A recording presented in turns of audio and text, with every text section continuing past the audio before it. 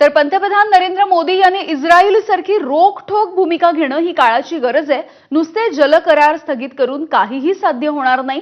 पाकव्याप्त काश्मीर ताब्यात घेतल्याशिवाय आतंकवादाची समस्या दूर होणार नाही, असा घणाघात बुलढाण्याचे आमदार संजय गायकवाड यांनी केला आहे। मला भारताच्या पंतप्रधानांना आपल्या मार्फत निरोप द्यायचा, मेसेज द्यायचा आहे की निर्णय घ्यायचा असेल तर इस्रायलच्या प्रधानमंत्री सरकार घ्यायला पाहिजे।